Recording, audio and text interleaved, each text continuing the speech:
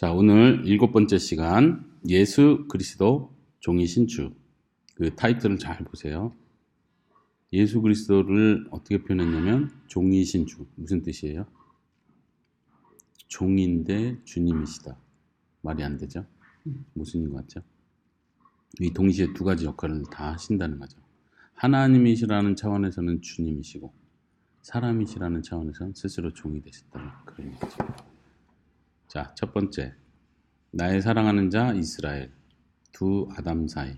나의 사랑하는 자 이스라엘, 이게 따옴표가 있는데 이스라엘이니까 이스라엘 민족을 가리키는 것 같지만 결국은 이스라엘의 대표가 되는 예수님 혹은 모든 민족의 대표가 되는 아담을 표현하는 표현이라고 생각하면 돼요. 제가 읽어보겠습니다. 율법 행위 언약과 은혜의 언약을 구분하는 것은 율법 언약, 은혜 언약. 율법은 행위 언약 혹은 율법 언약은 이거 하면 복을 준다. 이런 개념이 조건적으로 가는 거고, 은혜 언약은 하나님 먼저 주시는 거고 그 다음에 행해라 라고 요구하시는 거. 이 차이예요. 그것을 구분하는 것은 율법 명령이 있느냐 없느냐는 것이 아니다. 모든 언약에는 명령이 있다. 명령, 순종을 요구한다 이런 표현했죠. 은혜 언약에서도 은혜로 주지만 순종을 요구하는 거죠. 명령이 반드시 있는가요? 율법 언약은 개인의 완벽한 순종을 조건으로 복을 약속하는 것이고, 이해되죠? 은혜 언약은 그리스도의 인격과 사역에 기초하여 언약의 복을 누리게 되는 것이다. 그러나 명령은 있다는 거죠. 우리는 그리스도께서 율법을 온전히 성취하셨기 때문에 영원한 복을 유업으로 받는다. 율법 언약은 혹은 시내산 언약, 모세 언약은 처음부터 구원의 수단으로 주어진 것이 아니다.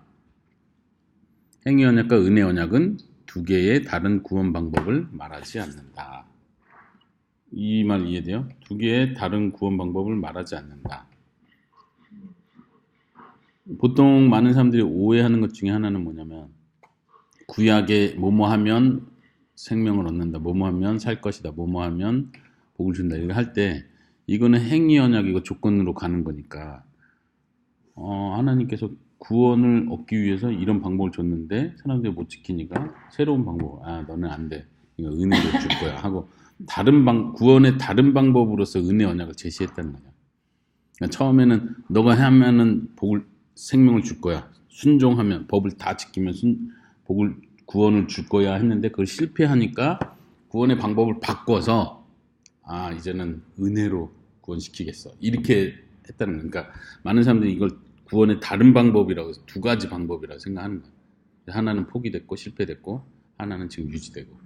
어떻게 생각해요? 그리고 표정이 지금 그거 맞는 거 아니에요? 이런 표정인데 말해보세요.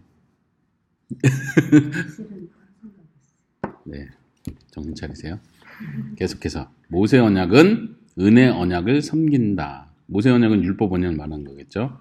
모세 언약은 사람들을 그리스도께로 인도하는 역할을 한다. 그런 의미에서 한 가지 구원을 계속 얘기한다는 거예요. 여보 읽으세요. 구약의 이스라엘이 받은 약속은 영생이 아니라 이 땅에서의 일시적인 복이었다. 이스라엘은 새로운 아담으로서 안성을 기대하는 유의 조치 아래서 그 땅을 차지해야 했다. 그러나 이스라엘은 언약을 어겼고 저주를 받아야 하는 이치가 되었다. 그러나 하나님께서는 아브라함과 맺으신 은혜의 언약을 따라 그 저주를 대신 짊어지신다. 포로기 전으로 선지자들은 언약의 법적 소송을 감당하며 심판을 선포했다. 그러나 소망은 하나님께서 일방적으로 약속하신 분이 오실 것이라는 데에 있었다. 네, 이해되었어? 네. 계속 우리가 성경 공부하면서 성경 설교 통해서 계속 배우는 거죠. 신구약의 구약과 신약의 전체 흐름이 이런 맥락이라는 게 이해하면 돼요. 그러면은 이 땅에서 일시적인 복이었다고 하는데 그건 알긴 한데 그럼 진짜 영생에 관한 약속 아예 그런 구조는 없나요? 그게 이제 여기 아래서 말하는 아브라함과 맺은 은혜 언약이죠. 외에는 영생을 약속한 적은 없죠. 이걸 하면은 영생을 주겠다라고 하진 않았죠. 확실하게. 오, 아니야. 영생을 약속한 거죠. 율법 거기에.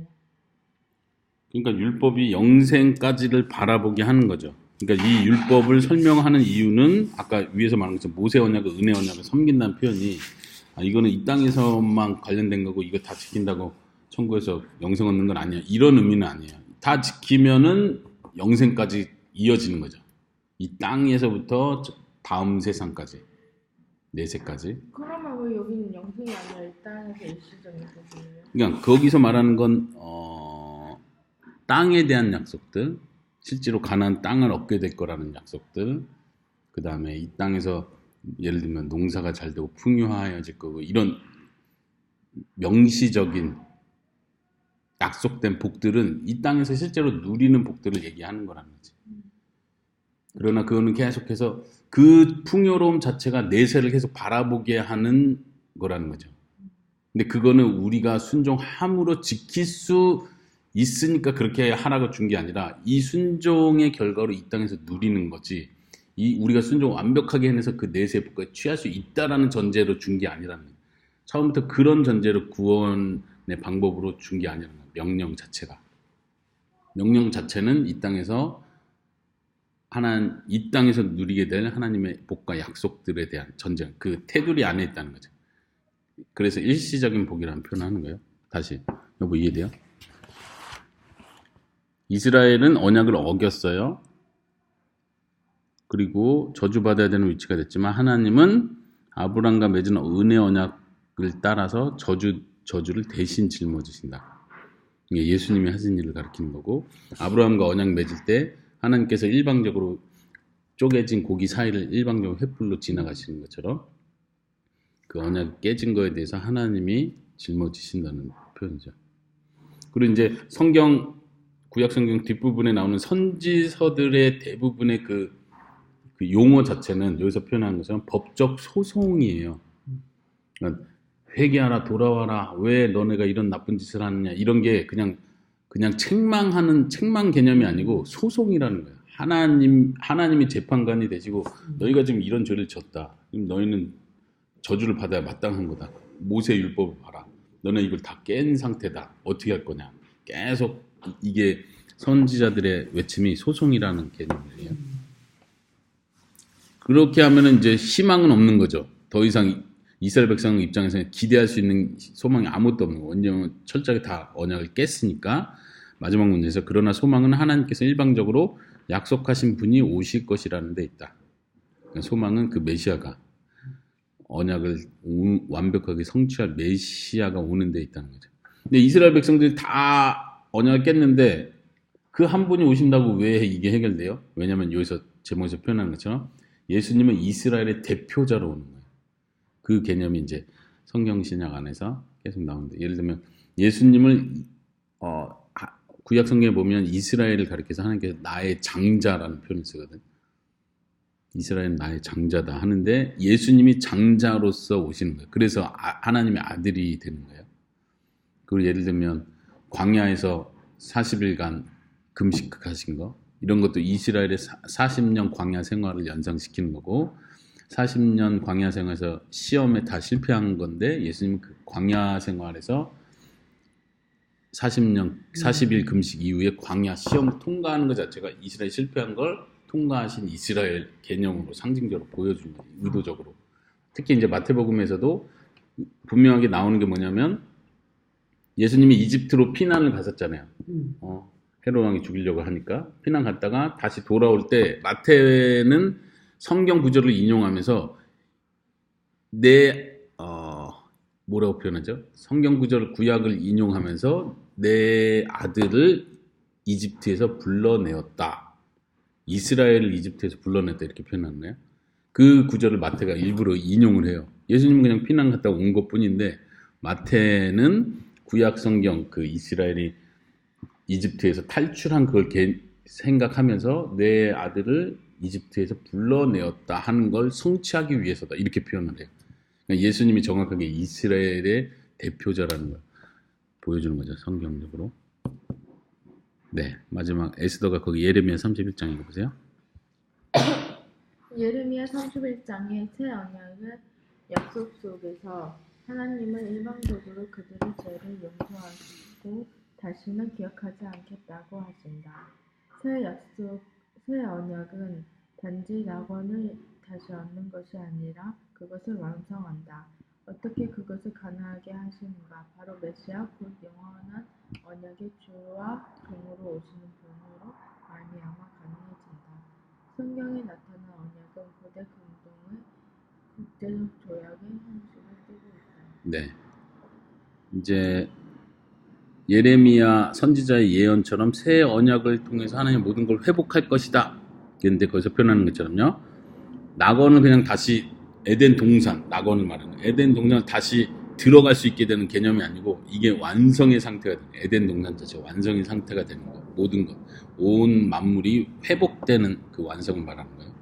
그게 어떻게 가능하냐면 주와 종으로 오신 예수님, 메시아를 통해서 가능해진다. 이제 주와 종에 대한 개념은 그 뒤에서 배울 거예요. 이제 예수님의 신성과 인성 이 개념을 배울 거고 마지막 문장에 성경에 나타난 언약은 고대 근동의 국제적 조약의 형식을 띠고 있다. 이건 몇 번 얘기했었죠. 여기 보면 영주 조약 혹은 영주와 가신과의 관계 혹은 큰 왕, 대왕과 봉신왕과의 관계 이런 일방적인 언약 개념을 얘기하는 거예요. 하나님은 아브라함하고 조건을 상의해가지고 너 이렇게 하면 이렇게 할래? 내가 이 정도 줄 테니까 너 이런 조건 할 수 있겠어? 이렇게 상의해서 계약을 맺는 게 아니라 하나님이 일방적으로 너 고향 떠나라. 그러면 내가 너에게 복을 주겠다. 아브라함이 잠깐만요. 이렇게 하는 게 아니야. 그냥 하나님이 조약을 내리면 그거에 순종할지 안 할지를 아브라함은 결정해야 돼. 그리고 안 하면은 하나님과의 관계가 끊어지면서 처벌이 되는 거지. 순종하면 왕의 그 일방적 언약의 근거로 순종하는 자는 복을 무조건 받는 거야. 이거는 순종하는 거에 대한 합당한 자격이 아니라 왕이 자비가 많아서 너가 나에게 충성하면 내가 이 땅을 너에게 줄 거야. 널 여기 이 지역의 왕으로 내가 세울 거야. 이거는 왕의 자비지 이 사람의 얻을 자격이 있다는 걸 말하는 건 아니지. 왜냐면 왕은 이 땅을 지배했을 때 거기에 존재하는 모든 지도자를 다 죽일 수 있는 권한이 있는 거예요. 다 죽여야 마땅한 건데 살려주는 것도 은혜고 살려준 그 사람에게 왕의 자를 주는 것도 은혜거든. 이 개념으로 가는 거예요. 자, 메시아에 대해서 A, B, C, D, E 이 5가지로 지금 간략하게 설명하는데요. 먼저 A 읽어보겠습니다. 메시아. 신실한 아담과 참된 이스라엘. 예수님이 그렇다는 거예요. 첫 번째 아담이 아닌 예수님은 진짜 아담, 신실한 아담. 아담이 무슨 뜻이지 했을 때? 인간의 뜻. 아담이 무슨 뜻이에요? 이름 뜻? 흙이란 뜻이에요? 네, 비슷한데 아담은 사람이라는 뜻이에요. 사람. 사람 흙. 네, 그러니까 그래서 이제 어떤 학자들은 하나님이 아담을 만들었다 이 말이 진짜 한 사람을 만들었다는 뜻이 아니라 인류를 만들었다는 걸 그렇게 표현한 거다. 이렇게 하려고 하는 거예요. 해석을. 그럴싸한 게 이제 이 단어 자체가 사람이라는 뜻이니까. 어디 단어의 사람이라는 뜻이에요? 아담이라는 단어. 창세기 1장에 아담을 창조하셨다. 어느 나라? 히브리어지. 네, 계속해서 다시. 그래서 예수님은 메시아는 아담과 이스라엘이 대표자로서의 실패한 그 역할을 감당한다. 메시아는 아담과 이스라엘이 대표자였는데 실패했어요. 아담도 한 사람으로서 대표였고 이스라엘도 모든 다른 민족의 대표자로서의 이스라엘이. 왜냐하면 아브라함에게 약속하기를 너가 복의 근원이 될 것이다. 너를 말미암아 모든 민족이 복을 얻을 것이다. 이랬잖아. 그냥 아담과 처음 맺은 언약이 이스라엘을 위한 복이 아니었던가. 근데 이스라엘은 그렇게 생각하잖아. 자기가 복이라 생각하고. 물론 이제 이스라엘도 우리가 온 세계를 통치하는 이스라엘을 통해서 다른 혜택을 얻는다. 이런 개념은 있지만 근데 여기서 표현하는 것처럼 이스라엘은 모든 민족의 대표자로서 이스라엘에 순종할 때 모든 민족이 복을 받는 거예요.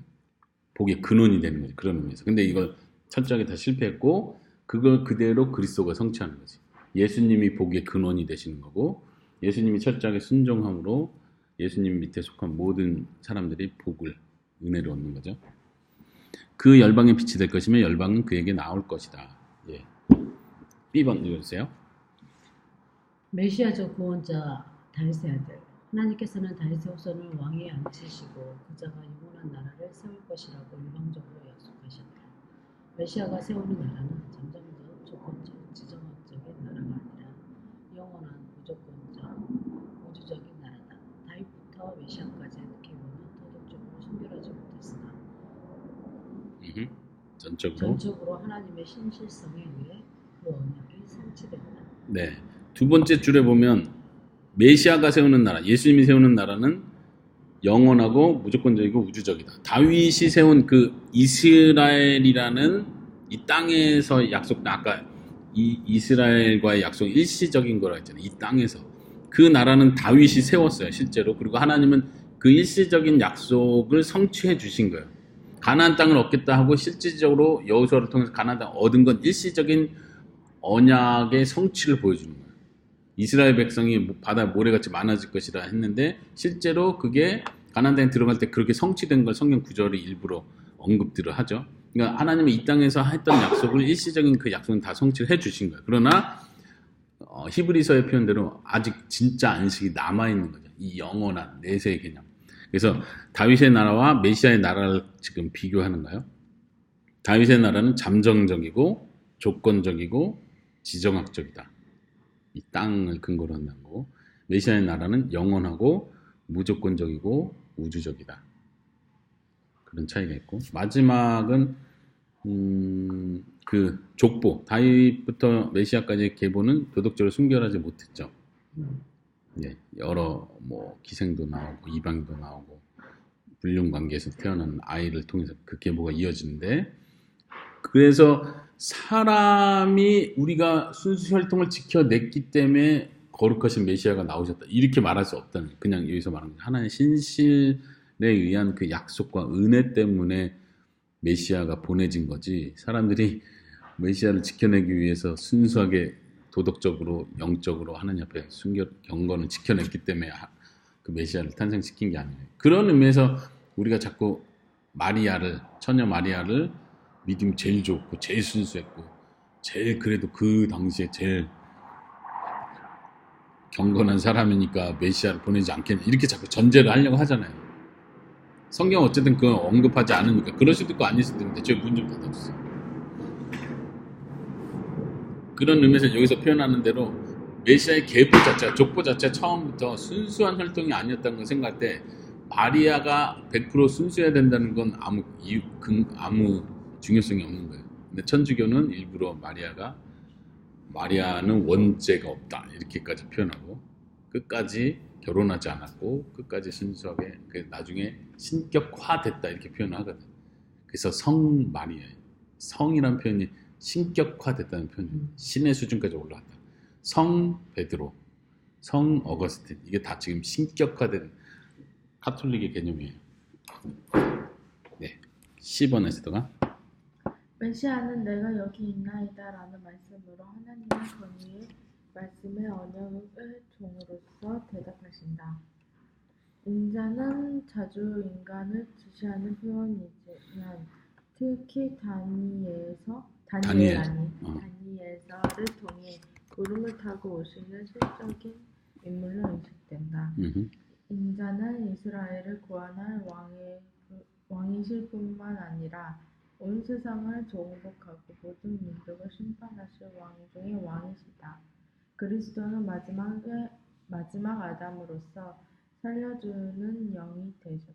네, 지금 인자라는 표현과 마지막 아담이라는 표현인데, 마지막 아담이라는 단어 자체는 고린도전서 15장에 나오는 단어 그대로 쓰는 거예요. 그러니까 처음 아담은 에덴 동산에서 창조된 그 아담이고, 마지막 아담이 예수님이라는 거예요. 진짜 아담. 그리고 인자라는 표현은 이제 예수님 실제로 복음서에서 인자가 온 것은 뭐 이렇게 표현하잖아요. 한자 그대로 사람의 아들 이런 뜻이에요. 예수님도 헬라어로 사람의 아들 이런 표현을 그냥 쓰는, 당연히 사람의 아들이 뭐 강아지의 아들인가? 당연한 것 같은데 이 표현 자체는 유난히 다니엘서에서 이 표현을 독특하게 사용을 하면서 미래의 메시아를 예언하는 단어로 쓰거든요. 그래서 이중적 의미가 있는 거예요. 예수님이 인자라고 표현할 때는 그냥 보통 사람들이 볼 때는 그렇지, 당연히 사람의 아들이지, 그렇지, 사람이란 뜻이지, 그냥 이런 정도인데, 성경적 근거로 하면은 이거는 여기서 표현한 대로 구원자이실 뿐만 아니라 세상을 정복하는 심판자, 왕 중의 왕이라는 개념으로 다니엘서에서 계속 사용되는 용어거든요. 그래서 예수님 그렇게 사용하신다. D번 제가 읽을게요. 여호와의 종, 인자와 마찬가지로 이 칭호는 종말론적 심판과 구원과 연관된다. 특히 이사야서 53장 고난받는 종을 묘사한다. 이 종은 마지막 때에 열방을 모이게 할 것이며 영원한 희년을 가져오고 백성들을 의롭게 할 것이다. 희년이라는 말은 그래서 희년 알아요? 희년은 구약에서 하나님께서 만드신 법 중에 매 50년이 될 때마다 쉬어라. 그리고 모든 땅을 회복하고 종으로 팔려갔던 모든 사람 50년째 때 다 돌아오는 거야. 아무 이유가 없어. 그냥 50년이 되면 하나님이 그 지파별로 줬던 그 땅, 빼앗긴 땅은 50년 되면 무조건 원주인에게 돌리고, 가난해서 자기 딸이든 자기 가족을 팔아서 종으로 했었는데 다시 사와야 되는데 돈이 없어서 결국 못 사온 그 노예로 된 모든 이스라엘 민족들은 다시 그냥 무조건 다 원상 회복이 되는 거예요. 이게 특이한 제도죠. 필리핀도 땅을 50년 그게 이제 성경적 개념을 실현하기 위해서 이렇게 했다고 보면 되는데, 어쨌든 그 희년 제도의 의미, 하나님이 주신 목적은 마지막 날 회복되는 그때가 있다는 걸 보여줍니다. 그래서 우리가 어제 주일날 설교 누가복음 4장에서 예수님이 주의 성령이 내게 임하였으니 가난한 자에게 복음을 전하게 하고 은혜의 날을 선포하게 하시며, 이런 표현, 은혜의 날이라는 게 이런 표현이에요. 희년 개념을 말하는 거예요. 그러니까 희년이라 한자로 희가 무슨 희자예요? 선의할 때 희자예요? 기쁠 희자. 기쁠 희자. 예. 기쁨의 날, 맞아요. 기쁨의 해, 이런 뜻이에요. 희년. 그래서 영어로는 주빌리 이렇게 많이 표현하죠. 그게 기쁨이란 단어예요. 그러니까 왜 기쁨이냐면 다 모든 게 회복되는 거예요. 그러니까 메시아가 오시고 이 땅이 회복되는 그때를 바라보게 하려고 이 제도를 하나님 주신 거지. 자, 근데 이제 여기서 중요한 건 종이라는 개념이에요. 특별히 이사야서 53장은 그가 찔림은 우리의 허물을 인하며 그가 상함은 우리의 죄악을 인함이라. 근데 이스라엘 사람들이 계속 예수님을 실제로 메시아로 못 받아들인 이유 중에 하나가, 아니 메시아가 최고의 힘세고 통치하고 전쟁에 능한 왕중 왕으로 와야 되는데, 심판자로 와야 되는데, 이게 무슨 힘도 없고 때리면 맞고 설마 메시아가 십자가에 죽어, 그건 말도 안 되라고 생각했는데, 근데 이사야서는 분명하게 고난받는 종으로서의 메시아를 얘기한다는 거예요. 그러니까 이스라엘 백성들은 이게 이해가 안 되는 거예요. 심지어 예수님의 제자들도 3년간 예수님 따라다니면서도 예수님이 죽음에 대해서 예고를 하면 황당해서 이해가 안 되는 거예요. 특히 이제 요한복음에서 그런 부분들이 자세히 나오죠. 너는 마음에 염려하지 말라. 걱정하지 말라. 나는 가지만 다시 돌아올 것이다.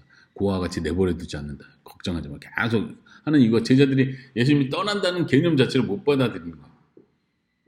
근데 메시아는 종으로 오시고 고난을 받으시고 죽으실 거라는 거죠. 이게 분명히 예언됐고 예수님은 그 성취하시는 분으로 오셨다. 마지막 2번 여보가 읽어주세요. 하나님의 아들. 이스라엘은 하나님의 아들이라고 불리며 다윗 언약에서 하나님은 아들에게 유업을 약속하신다. 예수님은 만유의 상속자이시며 하나님의 본체의 형상이신 하나님의 아들이시다. 요한복음은 하나님의 아들은 그리스도와 성부의 본질적 동일성을 크게 강조한다. 예수님은 하나님의 영원한 아들이실 뿐만 아니라 언약 백성의 머리로서 인간의 형상을 가지신 아들이셨다. 예수님은 언약의 주로서뿐만 아니라 언약의 종으로서 하나님의 아들이셔야 했다. 하나님의 아들은 인자와 마찬가지로 그리스도의 신성과 인성 모두를 포함하는 호칭이다. 예수님께서 부활하사 하나님의 아들로 선포된 것은 존재론적이 아니라 법적이며 정말론적인 면에서 능력으로 안에서 하나님의 아들로 선포되는 것이다. 예수님은 많은 형제들 중에서 맏아들이시며 영원한 나아지심에 의해 질적으로 다른 의미의 장자시다. 맏아들, 장자 이런 표현이죠. 예수님은 많은 형제들 중에 맏아들. 많은 형제는 우리를 가리키는 크리스찬들. 우리도 하나님의 아들들이라고 표현하지만 그렇지만 예수님도 하나님의 유일한 독특한 아들인데, 왜냐하면 질적으로 다르다는 거예요. 우리가 하나님의 아들인 거라 예수님은 영원히 나아지시는. 지난번에 삼위일체 할 때 그 얘기 했었죠. 우리는 태어난 때가 있어요.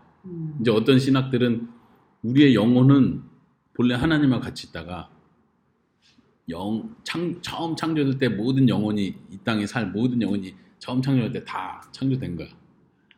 영의 세계. 그래서 이 땅에 태어나면서 영혼이 입을 육체가 딱 엄마 뱃속에서 태어난다. 그래서 결합을 한다는 개념이 있어요. 근데 그거는 성경적이지 않아요.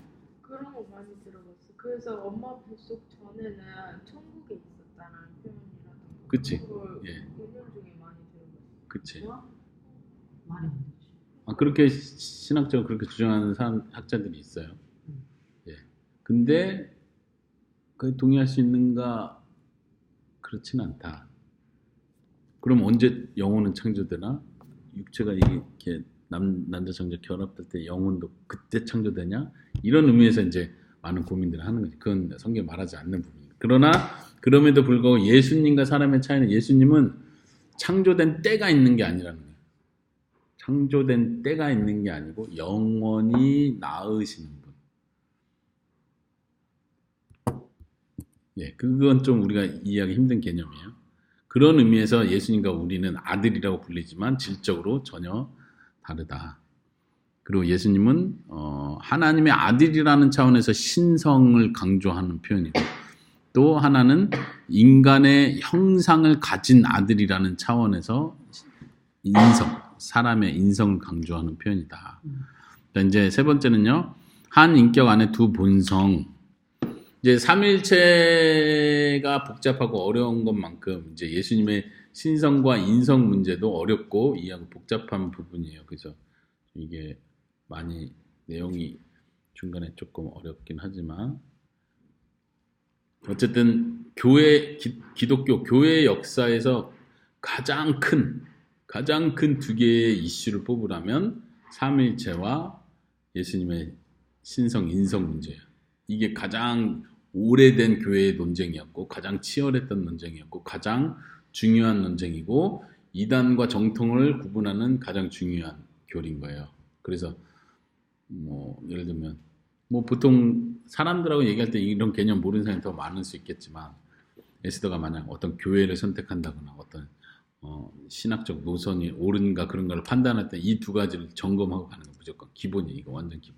삼위일체에 대해서 바른 삼위일체를 가지고 있는지 혹은 예수님의 인성과 신성에 대해서 바르게 이해하고 있는지. 예를 들면 여호와 증인은 예수님 얘기하고 예수님 구원자라고도 말은 하는데 이거를 받아들이지 않아요. 신성을 인정하지 않아요. 그냥 창조된 피조된 훌륭한 인간인데 신격화된 아까 천주교 비슷하게 신으로 나중에 인정된 이런 개념으로 예수님을 이해해요. 여호와 증인은 철저하게 이단이죠. 자, 에스더가 거기 A 읽어보세요. 서기적 원천들. 석이라는 건 이제 해석한다 이런 의미예요. 예. 삼위일체 교리와 마찬가지로 초대교회는 그리스도의 두 본성을 송영 형태로 고백했으며 제자도 차원에서 그 교리가 정교화되어 갔다. 이게 무슨 말이냐면 예수님의 신성 인성을 막 교리적으로 따지고 막 이렇게 공부하는 식으로 교리가 체계를 잡은 게 아니라 송영의 형태라는 찬양의 형태. 주는 우리 예를 들면 예수님 12 제자들이 예수님을 찬양을 해. 근데 하나님을 향해 찬양하듯이 주는 그리스도시요 하나님의 아들이십니다. 이거 하나님처럼 찬양하기 시작했고 초대교회가 그렇게 찬양을 하면서 이제 생각해 보니까 그러면 우리가 여호와 하나님과 예수님을 동등하게 본다는 말인가? 우리가 하나님을 찬양하듯이 예수님을 똑같이 찬양하는데 이게 과연 맞는 건가? 이런 고민이 들겠죠. 이런 송영의 형태로 시작이 된 거고 제자도 차원에서 제자도라는 건 여기서 말하는 제자도라는 건 많이 나오는 표현이지만 실천적으로 그 뒤에 표현한 거죠. 내가 실제로 그 예수님께 내 생명을 바칠 것인가? 여호와 하나님께 내가 주님께 충성 맹세하겠습니다 한 것처럼 내가 예수님께 똑같이 충성 맹세해도 괜찮은 건가? 그럼 동등한 관계가 되어버리는 거잖아요. 그러니까 예수님의 신성을 어디까지 인정하는가? 여기서부터 이런 두 본성에 대한 고민들이 시작됐다는 거예요. 그 아래도 에스더가 뭐예요? 영혼은 아들이 인간을 통치하셨다. 음흠. 그분은 하나님이시면 동시에 인간이 한 인격이시다. 그분은 인성을 마리아에게서 받으셨지만 인간 아버지를 가지고 계시지 않기에 원죄에 물들이지 않으셨다. 물들지 않았다. 죄성은 죄성은 인간의 본성에서 본질적인 것이 아니라 부차적인 것이다. 이게 좀 어려운 표현이죠. 인성은 마리아에게서 받았습니다. 인성은 뭐예요? 인간됨. 인간으로서의 그 육체를 포함한 인간으로서의 인간됨이에요. 그거는 물론 이제 하나님이 주신 거지만 실제로 마리아로부터 받은 거예요. 그러나 인간 아버지가 없죠. 성령님에 의해서 태어났어요. 그렇기 때문에 원죄에 물들지 않았다. 이게 말이 되나요? 말이 되죠. 인간 아버지가 있으면 원죄가 있고 인간 아버지 없으면 원죄가 없나요? 여자도 인간이고 죄가 있으니까. 그렇죠. 여자도 원죄가 있는 사람이잖아요. 어떻게 된 거예요? 그렇게 생각하면 안 되고 네. 만약에 여자와 남자가 결합해서 아기를 낳다면 그 원죄를 가지고 태어나지만 전혀 성향이 다른 하나님이 인간의 그냥 그 몸을 잠깐 이거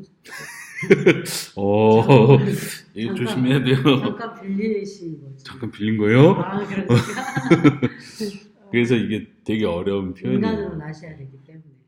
이것도 사실 신학적으로 굉장히 논의가 있고 여전히 팽팽한 그런. 어제 우리 주일학교에서 왜 예수님은 아들이에요? 아들이에요? 남자예요? 여자예요? 그런 거 물어봤어요. 남자죠. 그러니까 남자죠. 그거에 은총을 신경 물었어요. 그리고 어제 신학적으로 조금 난해한 질문들을 어제는 질문을 받는 시간이었는데 질문을 효심이 엄청 많아요. 그러니까. 자기 혼자만 믿고 베트남에 가족, 엄마, 아빠 다 안 믿으니까 불교인데 자기만 예수님, 하나님 믿는 거죠. 그래서 아빠한테 담배도 피지 말라고 하고 강조하고 하는데 자기만 하나님만 믿는다는 거죠. 예수님이 자기 믿는데요? 믿는데요. 잘 가르쳐 주세요. 편해요. 네, 하여튼 이 부분은 논쟁이 여전히 있고 힘든 부분이지만 여기서 마이크 로튼이 표현하려고 하는 건 뭐냐면 아버지를 통해서 원죄가 유전된다는 거죠. 그 무슨 유전자 그거는 유전이라는 건 이제 전달된다는 의미에서 타고난다는 의미에서 유전이라고 표현하는 건데. 남자가 대표이기 때문에 이런 느낌인가요? 그런 것도 있죠. 나도 이 부분은 지금 옛날에 읽은 내용이라 정확히 생각이 안 나요. 이거는 조금 어렵다. 언제 물들이지 않은 건 사실이라는 거 알고 그치? 있는데 어떻게 하냐가 문제인 거잖아. 근데 이제 여기서 무슨 이슈가 있냐면 마리아가 깨끗하기 때문에 예수님도 깨끗하다고 보는 거예요. 마리아가 원죄가 없기 때문에 예수님도 원죄가 없다 이렇게 보는 거예요. 그러니까 이게 거꾸로 돌아가는 거지. 그래서 결국은 로마 카톨릭은 마지막에 마리아가 원죄가 없이 태어났다 이렇게 마리아를 완전 높여버리는 거예요. 그래야 예수님도 깨끗하다고 보니까. 근데 이제 마이크 로튼 그게 아니다. 마리아와 상관없이 남자와 여법했는데 남자 여자 결합이 아니고 아담의 후손들, 아담의 대표자로서의 아담의 후손들이 계속 원죄를 물려받았다면 예수님은 남자에게서 태어난 자가 아니라 여자에게서 태어난 자라는 걸 강조하는 거예요. 예를 들면 이제 창세기 3장 15절에 보면 뱀에게 하나님이 심판하실 때 여자의 후손이 너의 머리를 깨부실 것이다 이렇게 표현할 때 여자의 후손이라는 표현을 쓴다는 게 되게 독특한 표현이라고 했잖아요. 그러니까 남자의 후손이 아닌 거예요. 왜냐면 가인이 태어났어요. 그 다음에 아벨이 태어났어요 할 때 아담의 형상 이런 표현을 써요. 네, 하여튼 네, 그 다음에 문장도 쉽지 않은데 죄성은 인간의 본성에서 본질적인 것이 아니라 부차적인 것이다. 이게 무슨 말이에요? 죄성은 인간의 본성에서 본질적인 것이 아니라 부차적인 것이다. 원래 본성 뭐라고 해야 되지? 그 본성 자체의 본질적인 것이야. 여보, 무슨 뜻이야? 이제 죄성이라는 게, 그러니까 예를 들어서 언제라는 부분은 인간의, 그러니까 본성 자체가 인간이 다 더러워졌냐. 하나님이 처음에 사람을 만드셨을 때는 더럽게 만들지 않았다라는 거지. 본성은 하나님의 성품을 따라, 형상을 따라, 하나님의 형상을 따라 만드셨기 때문에 본성이 들어온 게 아니라 네. 여기서 죄가 들어옴으로 인해서 오염이 되는 거잖아요. 그래서 여기 본성의 본질적인 것에서 더러워진 게 아니라 부차적으로 그러니까 나중에 들어왔다는 거죠. 그렇죠. 나중에 들어왔다는 의미에서 인간의 본성이 아니라는 말이에요. 그게 정확한데 우리 예전에 배웠던 내용 중에 뭐가 있었냐면 인간성이 악이 아니라 했잖아요. 인간성이 죄가 아니라고. 근데 우리는 자꾸 성경에서 육체를 죽이라 뭐 이런 표현 그런 거 하니까 아 육체는 악한 거구나. 인간적인 건 악한 거구나. 자꾸 인간적인 생각, 인간적인 욕심. 이게 인간 자체를 우리가 죄악시 여기는 게 있단 말이에요. 이거에 대해서 다시 선을 긋는 거예요. 인간성이 죄성과 동일시되는 게 아니라는 거예요. 우리는 구원받는데 인간성을 뛰어넘기 위해서 구원받는 게 아니라 인간성을 회복하기 위해서 구원받는 거예요. 그러니까 진짜 구원받은 사람은 진짜 인간다운 사람인 거예요. 이 말을 우리가 기억해야 돼요. 많은 기독교 안에서 잘못된 세계관 안에서 인간적인 생각을 버리고 영적인 생각, 영의 세계 자꾸 이렇게 상승을 자꾸 얘기한다. 상승 얘기했었잖아요. 마이크 로튼이 하여튼 그거는 되게 처음부터 끝까지 강조하는 게 마이크 로튼 조직신학의 강조점이라고 보시면 돼요.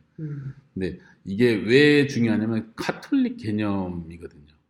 카톨릭이 계속 그 얘기를 하는 거예요. 인간성을 자연의 상태를 뛰어넘어야 된다. 자연은 부족한 거였다. 하나님이 처음 창조할 때 자연은 부족한 거고 지난 시간에 뭔 얘기가 있었냐면 아담과 하와가 하나님의 말씀에 순종하기 위해서 자기의 힘으로 순종할 수 있는 게 아니고 하나님이 뭔가를 추가해줘야 그걸 은혜라고 표현해요. 은혜라는 어떤 에너지를 추가해 줄 때 얘네가 순종할 수 있다고 본 거예요. 그러니까 인간성으로는 부족한 거예요. 아무것도 안 되는 거예요. 근데 우리 성경에서 말하는 기독교적 개념은 인간성을 회복하는 게 구원인 거예요. 진짜 인간다워진 거예요. 그런데 그 인간성에선 죄가 제거되는 거지. 죄성이 제거되는 거예요. 그래서 제가 옛날에 성경 개관에서 그런 표현 했잖아요. 천국에 갔을 때 우리의 모습은 정말 우리의 본래 모습, 지금 인간의 모습 그대로 가는데 죄만 빠진 거라고. 그냥 우리의 얼굴이 막 천사처럼 막 갑자기 막 빛나고 이 상태로 되는 걸 상상하면 안 된다는 거예요. 그건 천사고, 그건 영적 존재들이고, 우린 영적 존재 아니라 육신이 구원받은 이 육신으로 가는 거예요. 근데 이 육신에서 죄가 제거되는 거예요. 죄의 본성이, 죄성이 제거되는 거지. 예, 이런 의미에서. 근데 기도할 때나 뭐 신앙 고백할 때나 그럴 때 자기도 모르게 우리는 본성적으로 악하다는 표현 느낌을 많이 표현하잖아요. 왜냐면 자기도 우리는 모르게 죄악 덩어리인데 막 이런 그러지 표현. 않으려고 했는데 그렇게 될 때 그런 표현을 쓰다 보니까 교리적으로 문제로 했을 때 그게 자연스럽게 터미니 그거지라고 하기 쉬워지는 거. 그런 게 굉장히 많아요. 나중에 이제 에스더가 크고 어른이 되고 많은 교회와 신앙인들을 접하다 보면 진짜 철저하게 그 틀 안에서 생각하는구나를 느낄 거예요. 너무 심할 정도로. 근데 그게 우리 인간의 본성과 맞는 거예요. 복음 개념이 아니라 인간의 본성, 그리고 모든 종교가 그 개념을 가지고 있어요. 모든 종교가. 근데 이게 기독교가 구분되는 아주 중요한 점인데도 이게 그냥 모든 일반 종교 개념에서 기독교만 딱 추가해버린 거예요. 예수님만 딱 추가해버린 거예요. 그래서 이걸 분별하는 게 중요하다.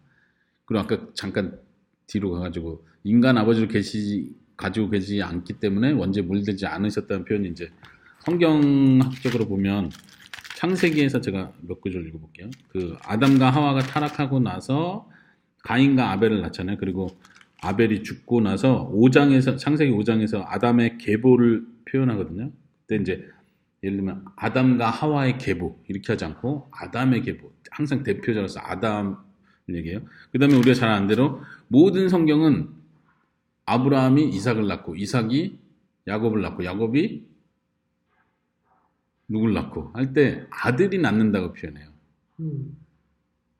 남자가 낳는다고 표현한다. 남자가 남자를 낳는 거예요. 여자가 낳은 게 아니고.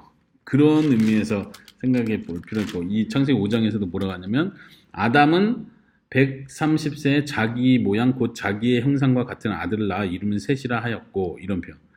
아담이 자기 모양 자기의 형상과 같은 아들을 낳는 거예요. 여기서 이 아담은 이미 타락한 아담이 되는 거예요. 원죄를 지닌 아담이 되는 거고 자기의 하나님의 형상을 표현을 안 하고 자기의 형상을 따라 또 아들을 낳았다. 계속 이렇게 표현하는 이게 성경에 흐르는 개념들이에요. 그래서 이제 아까 아버지를 가지고 계시지 않다는 그런 의미에서 굉장히 중요하다는 거죠. 여자의 후손이다. 그런 표현. 그다음 B번 역사적 발전. 이거는 이제 굉장히 많은데 그 표 틀을 잠깐 한눈에 보면서 설명할게요. 왼쪽은 신성을 공격하는 역사적으로 예수님의 신성, 예수님 진짜 하나님과 동등하냐? 그건 아니다. 이렇게 공격을 했던 게 이제 유대적 배경들이에요.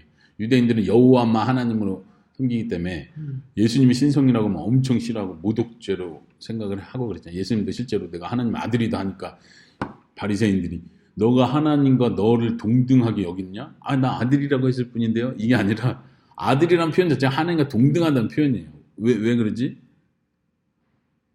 이게 되게 신기하죠. 예수님은 내가 하나님과 동등하다 해서 몰매를 맞는 게 아니라 난 하나님의 아들이다. 아들은 아버지가 한 걸 다 알고 있다. 본다. 본대로 행한다. 이게 우리도 이스라엘도 하나님 아들이야. 이렇게 표현하는 게 아니라 너가 하나님과 너 자신을 동등하게 여기냐 이렇게 공격을 하거든. 그러니까 신성을 얘기하는 거예요. 하나님의 아들은 하나님인 거지. 사람의 자식은 사람인 거지. 강아지의 자식은 강아지인 거고 이런 개념인 거예요. 자기가 하나님의 아들이라고 할 때는 자기가 하나님이라는 얘기를 하는 거지 하나님보다 아래에 있다 이런 개념으로 설명하는 건 아니라는 거지. 그러니까 이스라엘은 그걸 이해를 하니까 신성모독이라고 생각했던 거예요. 그 다음에 오른쪽은 인성을 공격하는 거예요. 그러니까 인성을 공격한다는 건 뭐냐면 헬레니즘 문화 배경이 헬레니즘은 뭐냐면 우리 얘기 계속 해오는 것처럼 이원론적 개념, 플라톤 개념. 그래서 아니 예수님이 진짜 하늘에서 내려오신 하나님이라면 어떻게 더러운 죄의 몸을 입을 수 있냐 이렇게 보는 거예요. 말이 안 된다. 그러니까 오른쪽 먼저 보면 가현설은 뭐냐면 인간의 몸을 가진 것처럼 보였을 뿐 실제로 아까 여보가 말 조심해야 되는 게 인간의 옷을 입으셨다 이런 표현 조심해야 되는 거예요. 그냥 진짜로 인간이 된 게 아니고 그냥 모양만 그렇게 보이게 사람처럼 보이게 예수님 오셨다는 거예요.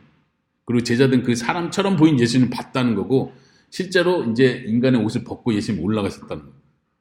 이제 나중에는 예수님에 대한 전설을 그렇게 이해를 하는 거지. 왜냐면 그게 헬레니즘 철학이거든. 그 개념이거든. 그것과 맞거든. 그래서 한쪽에서는 신성을 공격하는 그 에비온파, 양자론, 종속론, 아리오스주의, 반아리오스주의, 유티케스주의, 단성론 뭐 이런 게 다 이쪽에 속하고 반대쪽은 가연설, 아폴라나리오스주의, 네스토리오스주의, 단위론. 이거는 다 읽어보진 않겠어요. 예수는 신적 의지만. 예. 그래서 우리가 삼위일체 이해할 때도 큰 틀에서 어디? 아니 그냥.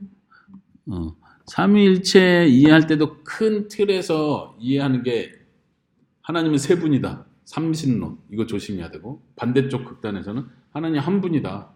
근데 한 분인데 이렇게 아들로도 나타나고 성령으로도 나타날 뿐이다. 이렇게 하는 양쪽 극단이 있는 거예요. 이 삼신론은 그냥 세 개의 신이 있을 뿐이지 그냥 서로 마음이 잘 맞고 서로 조화가 잘 되니까 그냥 하나라고 부를 뿐이다. 이렇게 이해하면 양쪽 극단에 오해하는 거죠. 예수님에 대해서도 이 양쪽 극단이 있는 거예요. 하나는 신성을 공격해서 그냥 사람인데 나중에 신격화된 거다. 이렇게 보는 거예요. 아들로 입양된 거다. 여기서 표현하는 거죠. 그리고 혹은 아버지 아래에 있는 종속되신 분이다. 자꾸 이런 식으로 표현하는 거예요. 반대쪽에서는 인성을 공격해서 진짜 하나님이라면 사람은 그냥 겉모습만 입었을 뿐이다. 예. 그 빨간색 여보가 읽어주세요. 여보 피곤한가 보네. 그러므로 두 분의 하나님의 아들이나 두 인격이 아니라 오직 하나님의 인격 안에 연합된 두 개의 본성이 있다. 예. 두 개의 본성? 신성, 인성. 그래서 본성이라는 표현을 쓰는 거예요. 근데 중요한 건 인격이 하나다라는 표현이에요. 인격이 하나다라는 건 뭐예요? 예수님이 두 사람이 아니라는 거. 한 사람, 우리 사람이라는 표현 자체가 말이 안 되지만 그래서 이제 격이라는 표현을 쓰는 거죠. 인격 혹은 위격이라는 표현을 삼일체 할 때 위격이라는 표현을 썼잖아요. 하나의 격이 있는 거예요. 그러니까 존재는 한 분인 존재고, 근데 본성상 아까 말한 인성을 가지고 있고 하나님과 하나님 되심의 신성을 가지고 있다는 거예요. 인성을 가지고 있다 해서 죄성을 같이 소유했다는 뜻이 아니라 했죠. 이 두 가지 본성을 가지고 있고 인격은 존재는 한 분이시다. 한 격이시다. 그래서 이제 예수님의 인성과 신성에 대한 역사적 그런 논쟁들이 많았다고 했잖아요. 그 중에 이제 중요하게 예수님의 신성과 인성을 잘 표현한 게 칼케돈 신조. 451년에 세워진 그 신조예요. 이거는 제가 읽어보겠습니다. 영어로 표현했는데, 하나님의 독생하신 아들은 두 본성 안에서 혼동되지 않고 변화되지 않고 나눠지지 않고 분리되지 않으신 채로 연합되어 있다. 그런 연합으로 본성의 구분이 제거되지 않으신다. 이제 이게 이제 그 신조하면서 한 단어 한 단어를 굉장히 신중하게 선택을 한 건데, 이제 영어로 제가 일부 표현한 이유가 많은 이걸 한국어로 번역된 본들이 되게 많아요. 칼케돈 신조 번역본들이 그냥 인터넷에서 찾아보면 4-5가지가 막 누가 번역한 게 되게 많은데 정통이 없어요. 그래서 영어를 같이 꼭 해야 되는데 번역을 잘못한 데가 되게 많아요. 예를 들면 그런 마지막 문장에 그런 연합으로 본성의 구분이 제거되지 않으신다. 본성은 구분된다는 거죠. 신성과 인성이 구분된다는 거예요. 이게 없어지는 게 아니라 연합되어 있으니까 본성과 신성이 이렇게 섞여 있다고 자꾸 생각하는 거야. 근데 인성은 인성이고 신성은 신성이에요. 이건 딱 구분되고 이게 섞이지 않는다는 거예요. 거기서 표현한 대로 섞이지 않고 혼돈되지 않고 변화되지 않고 나눠지지 않고 분리되지 않으시는 본성과 인성이 그럼 다르네. 그러니까 띄어졌다는 얘기네. 이건 아니에요. 그러면 인격이 2개가 돼버리는 거죠. 연합되어 있어 반드시. 분리되지 않아요. 그리고 나눠지지도 않고 그렇다고 해서 변화되지 않는다. 인성이 더 많았다, 신성이 더 많았다, 막 움직이고 혼돈된다는 이게 섞인다는 거죠. 이게 되게 이해하기 어려워. 우리가 표현은 이렇게 신학적으로 표현을 했지만 실제로 예수님이 예를 들면 사람의 마음을 아시잖아요. 저 사람이 누구인데 사람의 죄를 용서하는 걸 때 어찌하여 그런 생각하느냐? 나 말 안 했는데 어떻게 하셨지 할 때 그게 신성의 능력이에요, 인성의 능력이에요? 신성의 그래서 문제가 되는 거예요. 이게 복잡해지는 거예요. 보세요. 그래서 우리가 예수님이 십자가에 못 박힐 때 실제로는 안 아팠다고 생각하는 거예요. 왜냐면 신성과 인성이 같이 있으신 분인데 못 박혀서 아야라고 말은 하지만 신성인데 이게 아프시겠어요? 그러니까 사람들이 여기서 헷갈리기 시작하는 거야. 40일 금식을 했어요. 근데 사람들은 하나님이시니까 사람은 못하지만 하나님이신 예수님이 40일 금식 왜 못해? 유혹받을 때 하나님이신데 우리야 못하죠. 예수님은 유혹받는데 그거 못 부딪히시겠어? 이게 하나하나 우리가 예수님을 묵상할 때 예수님 완전 절하시키는 진짜 위험한 개념이고, 위험하다기보다는 뭐랄까 너무 중요한 걸 놓치는, 그러니까 예수님의 신성과 인성을 이해하지 못할 때 이걸 놓치는 거예요. 너무 중요하고 귀한 묵상을 놓치는 거예요. 이렇게 생각해 보세요. 우리가 자꾸 예수님은 하나님이시고 하나님의 아들이라는 뛰어난 존재를 자꾸 전제하고 예수님을 묵상하다 보니까 예수님이 고난받고 멸시받고 매맞고 유혹을 당하고 배고프고 힘들고 덥고 쓰러지고 한 게, 예를 들면 예수님이 풍랑치는 그 뱃속에서 잠들었어요. 왜 잠들었을까요? 그런 사람들은 말하길 제자들 시험하시려고 피곤해서 그냥. 너무 피곤하니까 그 풍랑 중에도 잠이 들어버리신 거죠. 물론 예수님 걱정할 일이 없으니까 흔들린다고 해서 깨지는 않으셨겠지만 그럼에도 불구하고 예수님 피곤하니까 자는 거예요. 사마리아 여인 왜 우물가에 앉아 있었을까요? 너무 힘들어서. 근데 우린 그렇게 생각 안 한다. 여자를 만나기 위해서 거기 앉아 있다고 생각해요. 물론 결과적으로는 그렇게 하나님의 섭리와 인도함이 있었지만 예수님은 진짜로 피곤하고 힘들었었다. 그렇게 생각해요. 그게 힘드네. 그렇게 하면 꼭 네. 그렇게 되면 꼭 하나 그냥 인간이라고만 느껴지고, 그렇게 해서 그러면 신적적으로 하면 진짜 그걸 그 고난을 당하신다는 게 이해가 안 가고 하니까. 그렇죠. 그런 면에서 어떻게 생각해야 돼요? 아까 사람의 마음을 간파하실 때는 신성으로 하시는 게 아니에요. 했을 사람의 마음을 간파하시는 사람의 마음, 너희 속에 하나님의 사람 마음이 없는 걸 알았다. 이렇게 할 때 신성으로 간파를 해버리는 게 아니라 성령의 충만함으로 성령의 은사로 그 일을 하시는 거예요. 성령의 은사를 발휘하시는 거예요. 병 고치는 것도 하나님의 능력으로 고치는 게 성령의 능력과 충만한 은사로 사람으로서 그 일을 하시는 거예요. 이 땅에 오시면서 신성을 스스로 제한하신 거예요. 그게 놀라운 거예요. 이게 엄청 놀라운 거예요. 왜냐하면 하나님께서 이 땅에 아담과 언약을 맺으시러 내려오셨을 때, 아담과 의사소통할 수 있는 관계로 내려오셨을 때, 하나님은 시간과 공간에 갇히시지 않는 분인데 스스로 그 안에 제약을 받고 들어오신 거잖아요. 그거 자체가 성육신이거든요. 인간의 몸으로 왔다는 뜻이 아니라 스스로를 제한하시면서 사람과 관계를 맺어버리시는 거예요. 그게 하나님의 은혜거든. 여기서 하나님의 은혜가 느껴져야 돼요. 예수님이 이 땅에 오시는 건 스스로 신성의 그 능력을 다 내려놓으시고 제한하시고 오셨다는 얘기예요. 그런 의미에서 예수님이 유혹받고 배고프고 힘들 때는 진짜 유혹받고 배고프고 힘든 거예요. 우리가 그걸 묵상해야 된다. 묵상. 내가 힘든 걸 예수님 똑같이 겪으신 거예요. 그러니까 히브리서가 강조하는 게 우리와 똑같이 체유를 받으신 거예요. 시험을 받은 자 그러나 죄는 없으시다. 우리가 시험 받을 때 능히 우리를 도우시는데 그분도 똑같이 그런 고난을 겪으셨기 때문이다. 그 말을 우리가 해요. 그리고 히브리서에 보면 또 그런 표현도 있죠. 기도하실 때 심한 통곡으로 기도하셨다. 예수님이 통곡하고 주여 이 잔을 내게서 옮기시옵소서. 이것도 우리는 생각할 때 하나님이시니까 하나님의 뜻을 구하는 그런 모범적인 기도를 보이신 거겠지라고 생각하지만 예수님 죽을 것 같은 거예요.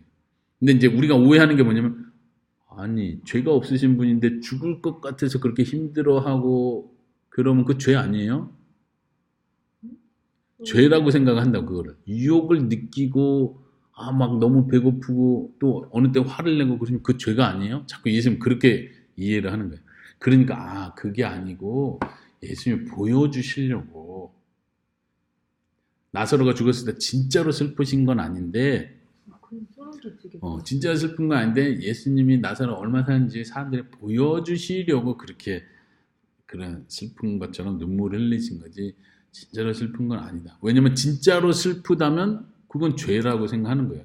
이게 무슨 개념이 아까 앞에서 말한 것처럼 본성이 악하다는 개념을 가지고 있는 거예요. 인간성이 악하다는 전제를 갖고 있는 거예요. 인간적으로 우는 게 죄하고 연결된다고 생각하는 거예요. 인간적이라서 배고프고 힘들고 지치고 아니 지금 제자들이 노젓고 있는데 같이 노를 주셔야지 제자 노젓는데 피곤한데 누우시면 그 죄 아니에요?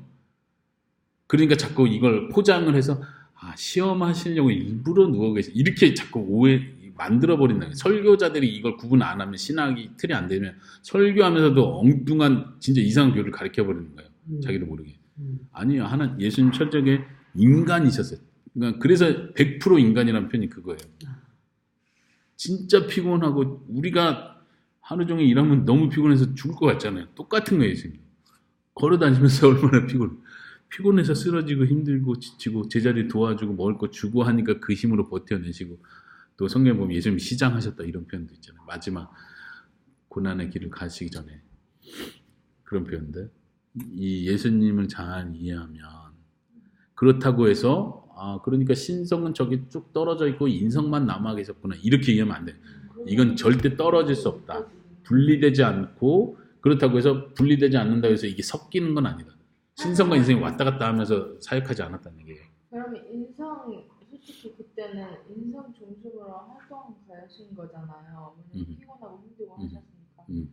스스로가 그 능력을 신성을 제한하는 그쵸. 거고 스스로 하신 거죠. 인간으로서 그래서 빌립보서에 보면 종의 형체를 가지사 하나님과 동등됨을 취할 것으로 여기지 아니하시고 자신을 비워라고 할 때 그게 이제 신학적으로 되게 중요한 표현인데 비운다고 해서 신성을 포기했다는 얘기는 아니에요. 스스로 제한했다는 의미에서 비워라는 개념이죠. 그것도 이단들이 굉장히 많이 나오는 구절이에요.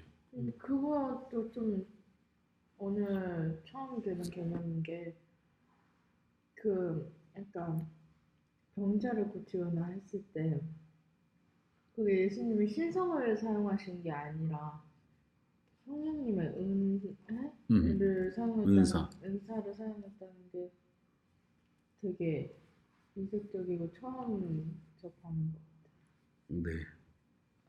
그건 좀 신학적 논란이 있을 수도 있는데. 같아요. 근데 이제 그런 이게 지금 신조가 말하는 게 그거예요. 혼돈되거나 고치고 혼돈되거나 섞이지 않는다는 게 그런 의미예요. 그리고 예를 들면 예수님 변화산 사건, 그때는 신성이에요, 인성이에요? 신성이. 그게 신성이에요. 예수님이 유일하게 드러내는 신성이 그거예요.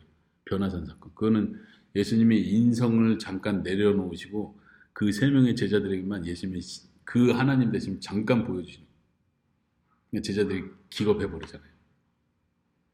만약 이건 제 생각이 아까 병자 고친다. 만약 제가 어제 설교할 때 그런 표현 비슷하게 했는데 나사렛 예수여 저를 고쳐주소서 하고 그래 내가 신성으로 바뀌어서 고쳐주겠다 했다고 생각해보세요. 죽어요. 이 사람은.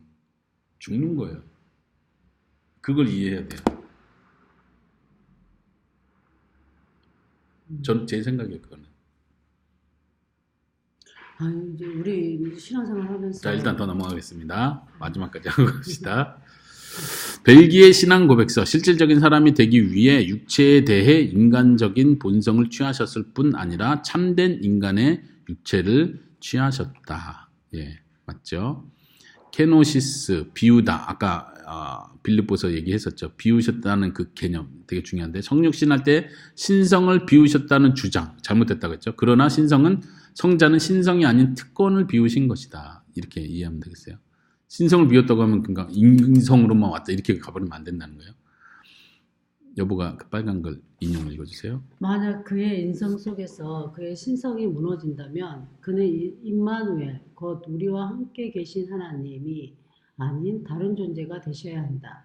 만약 그의 신성 속에서 그의 인성이 무너진다면 그는 우리와 함께 계신 하나님이 되실 수 없다. 이해돼요? 그 강조 두꺼운 것이 있죠. 마이크로튼의 표현인데 저는 마이크로튼이 진짜 잘 표현한 것 같아요. 신성과 인성이 함께 있어야 하나님이죠. 신성이 있어야 하나님인데 만약 인성이 약화가 되면 우리와 진짜로 함께한 건 아니라는 거예요. 가현설적으로 그냥 환상적으로 우리에게 오셨을 뿐이지 진짜로 우리와 함께한 건 아니라는 거죠. 그래서 온전한 사람이셨다. 자 넘어가겠습니다. 그리스도의 삼중직 선지자, 제사장, 왕. 네, 이거는 빨리 넘어가 볼까요? 에스더가. 마지막 아담이면 참된 이스라엘신 그리스도께서 하나님의 후손대로 창조된 인간의 핵심 소명을 자신뿐만 아니라 우리를 위해 성취하셨다. 네, 이제 선지자, 제사장, 왕. 우리 인간론 배울 때도 사람이 선지자고 제사장이고 왕이라고 이렇게 표현했었어요. 근데 아담이 선지자, 제사장, 왕인데 아담이 잘못된 선지자가 된 거고 잘못된 걸 가리키고 제사장으로서 하나님 섬겼는데 우상을 섬기고 자기 욕심을 섬기고 왕으로서 하나님 맡기신 걸 다스려야 되는데 도리어 순종하는 피조물에게 순종하는 개념으로 들어가 버리는 다 왜곡됐다고 했죠. 근데 그 왜곡된 새 직분을 예수님이 성취한 거고 결론적으로는 예수님이 성취한 걸로 끝나지 않고 그 성취하신 그거를 우리 믿는 자들이 다 나눠주신 거예요. 다 회복되는 거예요. 아담이 실패한 걸 예수님이 회복하시고 회복하신 그것을 믿는 자에게 그대로 다 나눠주고 그래서 우리가 왕 같은 제사장이 되고 선지자로서 하나님을 제대로 알고 가르치는 자가 되는 거죠. 네, 첫 번째 선지자. 그리스도는 선지자 일상으로 선포할 뿐 아니라 독보적인 선지자직 수행을 수행하신다. 예수님은 가르치셨을 뿐 아니라 그 가르침의 주제시다. 예수님은 하나님의 약속들을 선포하셨을 뿐 아니라 하나님의 모든 약속이 그 안에서 성취되신 분이시다. 예수님은 선포하시는 자이실 뿐 아니라 메시지 그 자체시다. 예수님은 말과 행동으로 자신의 영원한 나라를 선포하실 뿐 아니라 실질적으로 역사 속에서 이 나라를 시작하셨다. 예수님은 선포하시는 자일 뿐 아니라 그 메시지 자체시고 전해진 그 메시지 자체를 실행해 나가시는 완성하시는 분이시다.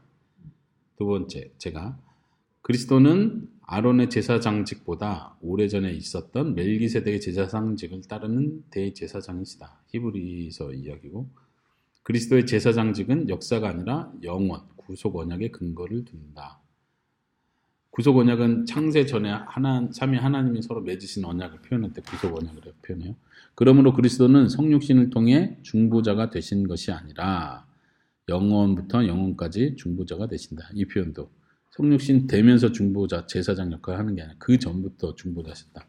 그분은 행위 언약의 종으로 오셨으며 아버지께서 하라고 주신 일을 온전히 이루셨다. 마지막에 있어. 그리스도는 다윗의 아들인자 하나님의 아들로서 우주적 나라를 세우는 언약의 신실한 종이시며 왕이시다. 영광의 왕은 바로 강하고 능한 전쟁이 능한 여호와시다. 그리스도는 죄와 사망을 통치하신다. 네, 왕으로서의 그리스도. 그리고 또 왕이라는 개념은 단지 다스린다는 개념이 아니라 고대 근동에는 왕은 무조건 전쟁에 제일 앞에 나서 싸우는 자가 왕인 거예요. 그러니까 이스라엘 백성들 우리에게도 왕을 주소서라고 할 때 뭐라고 표현하냐면 다른 나라와 같이라고 하면서 전쟁에서 우리에 앞서 싸울 사람이 필요하다 이런 표현을 쓰거든요. 그러니까 왕은 싸우는 제일 강한 자가 왕이 되는 거예요. 왕 개념이에요. 그런 의미에서 전쟁에 능하신 여호와, 이스라엘을 위하여 싸우시는 분. 이렇게 하나님께서 내가 너희를 위하여 싸운다 할 때 내가 왕이라는 표현을 하는 거예요. 예. 그리고 실제로 그리스도는 죄와 사망을 통치하시고 정복하셨다. 네, 오늘 여기까지 하겠습니다. 질문 없고 느낀 점 여보? 평상시에 하나님의 인성과 신성이 우리가 100% 사람, 100% 하나님이라고 가르치긴 했는데 예수님의 사역 속에서 병 고치시고 또 막 무리를 걸으시고 막 하는 것들이 우리 인성을 가지고서는 힘든 거잖아요. 그래서 나는 동시에 나온다고 생각했거든요. 우리 안에 인성과 신성을 동시에 어느 때는 인성을 배고프시고 인성이 나타나시는 거고 무리를 걸으실 때는 신성이 나타나는 거라고. 그러게 무리를 걸을 때는 신성인가요? 라고 생각했기 때문에 인성과 신성이 동시에 있다고 생각을 했거든요. 동시에 있는 건 가지고 계신 건 사실이지만 아까 말한 대로 신성을 비우셨다라고 표현했잖아요. 특권을 포기하셨다 스스로. 그러니까 이것도 다 조금 논란이 있겠지만 사람마다 그래도 인정해야 될 것은 만약에 신성을 가지고 계셨다면 진짜로 고통을나 아니면 배고픔을 느끼지 않았다는 것도 사실이기 때문에 확실히 그냥 어렸을 때는 그런 의미에서 섞이지 않았다는 표현이 중요한 거예요. 섞이지 않았다. 예를 들면 무리를 걸었다. 아까 제가 변화산 사건은 신성이라 단호하게 얘기를 했죠. 그럼 무리를 걸은 건 어떠냐? 이것도 그냥 단지 성령의 은사냐 할 때 무리를 걷는 은사는 좀 말이 안 되잖아요. 그런 의미에서 신성을 보여준다고 하는 게 맞을 수도 있을 것 같아요. 왜냐면 또 거기서 성경에서 의도적으로 지나가시니라 이런 표현도 여호와 하나님을 표현하는 표현이기 때문에 예를 들면 또 병자 고치는 것도 은사로 얼마든지 고칠 수도 있지만 깨끗게 한다는 차원, 피부병에서 깨끗게 하고 구원한다는 차원에서 분명히 신적 능력이 나가는 건 사실이죠. 근데 어쨌든 아까 그 할게톤 신조에서 강조하고자 하는 건 이게 섞이는 개념은 무작위로 막 이렇게 여기저기 다 막 무작위로 이렇게 혼돈되지 않는다는 게 그런 의미예요. 예. 근데 이걸 배우면서 저는 느낀 점이 확실히 이제 체계적으로 한다는 게 무슨 뜻인지 알겠고 어렸을 때는 그냥 생각한 게 예수님 처음에 생각했던 게 엄마 말대로 그냥 동시에 갖고 있는 거고 이건 사실이지만 동시에 쓰고 있는 거다라고 생각을 했거든요. 그러면 말이 안 되는 건데 근데 어렸을 때는 말 그대로 사람들이 말하잖아요. 뭐지 종교는 과학적이지 않고 신화적이고 그냥 약간 어차피 말이 안 되는 거다. 갑자기 창조되는 것도 말이 안 되고 물 위로 걷는 것도 말이 안 되고 그러니까 과학적으로 논리해봤자 소용이 없다라는 게 계속 학교에서나 그런 데서 가르쳤기 때문에 그렇구나라고 생각하고 근데 나는 믿네? 그런 거지 하고 했는데 생각해보니까 계속 크면서 그래서 이제 의심을 하게 되는 거잖아. 이게 음. 말이 안 되는데 내가 왜 믿고 있는 거지라고 그치. 생각을 하니까. 음. 그러면서 창조론을 배우고 하는데 이걸 보면서 교리라는 게 논리적으로 그냥 신화적으로 우리 이거 믿는 거야가 아니라 뭘 믿는 건지 이게 왜 말이 되는 건지를 배워가는 거고 나중에 알게 된 게 진리 그 자체가 예수님이시고 그 하나님 자체가 진리라는 걸 알게 된 이후로 그러니까 완벽한 논리 상태라는 걸 알기 때문에 이제 그런 쪽으로 요즘에 안 하는데 그렇게 되면은 우리가 이걸 논리적으로 최소한의 이해는 할 수 있어야 된다 생각하고 그러니까 이걸 배우는 거지만 진짜 그런 면에서 생각 안 했던 부분 생각하는 것 같아요. 예를 들어서 어렸을 때 아까도 말했지만 두 개 다 갖고 싶다. 아니면 예수님이 그냥 신성도 있는데 자기한테만 안 쓰고 남한테 이제 병세 고칠 때만 신성만 쓰나 보지. 이런 그냥 막연하게 생각했던 게 막연하게 생각해서 잘못하게 생각한 것도 많았다는 걸 깨닫는 것 같아요. 네, 감사합니다. 한 가지 더 생각나는 건 아까 말한 성령의 은사로 병을 고쳤다. 그게 신정이냐 아니냐 이게 중요한 게 아니고 더 중요한 건 예수님이 성령으로 이 땅에서 삶을 사셨다는 게 중요해요. 어제도 설교에서 강조했지만 성령의 인도함을 받고 성령의 충만함으로 지금 예수님의 어떤 애통하는 마음이나 이스라엘 예루살렘 성을 향해서 우는 마음 이게 다 성령 충만해서 나오는 개념이라는 걸 이해하는 게 되게 중요해요. 사도행전에서도 제자들이 예수님 증언할 때 하나님께서 성령을 한량없이 부어주셨다. 이 표현.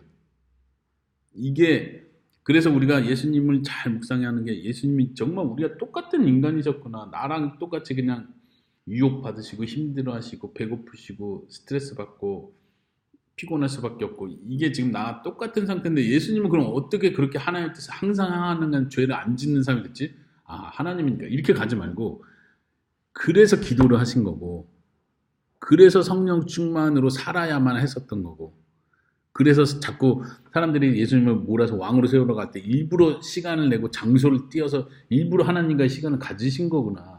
예수님도 그게 분명히 필요했는데 우리는 더 그게 더 기도가 필요한 거고 사람과의 거리를 어느 정도 둘 필요가 있고 사람이 유혹할 때 바른 판단하고 과감하게 결단할 때도 필요한 거고 그런 면에서 배우는 거예요. 그래서 우리의 기도는 항상 성령으로 우리를 채워주십시오. 성령으로 우리를 충만하게 해주십시오. 성령으로 인도해 주십시오. 내 힘으로 안 됩니다. 이걸 계속 고백해야 된다는 거예요. 예수님 잘 묵상하면 그거 우리가 그 삶을 배워갈 수 있다는 거예요.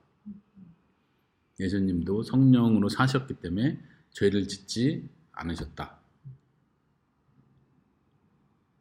그러므로 우리도 그렇다고 우리는 죄를 완벽하게 안 지을 수 있느냐? 그렇진 않아요. 우린 연약하고 넘어지지만 그럼에도 우리가 나아가야 될 방향은 계속 성령 충만을 구하면서 사는 것이다. 그리고 마지막 날 죄성이 제거되는 그날 우리도 예수님이 이 땅에서 온전하게 순종만 살던 그 모습대로 우리도 천국에서 사는 거예요. 예수님처럼 그때는 완벽하게 순종하면서 사는 거예요. 천국에 가면 하나님의 명령이 없어지는 것도 아니고 하나님의 법이 사라지는 것도 아니에요. 우리가 가지고 있던 그 모든 자연법, 도덕법은 천국에 그대로 다 있어요, 법이. 그리고 우린 그걸 그냥 100% 기쁘게 순종을 하는 거예요. 순종하며 사는 철저히 조화된 나라가 천국이지 법이 없어지고 자유해지니까 막 자기 마음대로 하고 뭐 이렇게 사는 게 아니라는 거예요. 사람들이 오해하는 게 그런 거지. 성령의 인도함을 받고 하나님의 뜻대로 사는 거다. 이 땅에 성령의 충만함을 더 내비면서 사는 게 진짜 중요해요. 그치. 기도가 진짜 중요해요. 그러니까 우리가 이 땅에서 살면서 그걸 말하자면 경험해 가면서 사는 거야. 성령으로 살고 내가 이런 유혹이 있고 나쁜 생각하고 나쁜 일을 하고 싶었는데 성령님이 도와주셔서 내 마음이 변화되고 하나님께 힘들지만 순종했더니 기뻤다. 이 느낌을 계속 경험해 가야 돼. 그러면 이게 천국에서 누릴 기쁨이구나. 내 욕심을 버리고 하나님의 뜻을 따를 때 오는 그 기쁨이 천국에서 누리는 기쁨이지 내 욕심이 채워져서 부자가 되고 막 행복해져서 행복한 천국이 아니라는 거야. 그래서 이 땅에서 우리가 계속 배워가는 기쁨이 그런 거지. 어제도 이 얘기는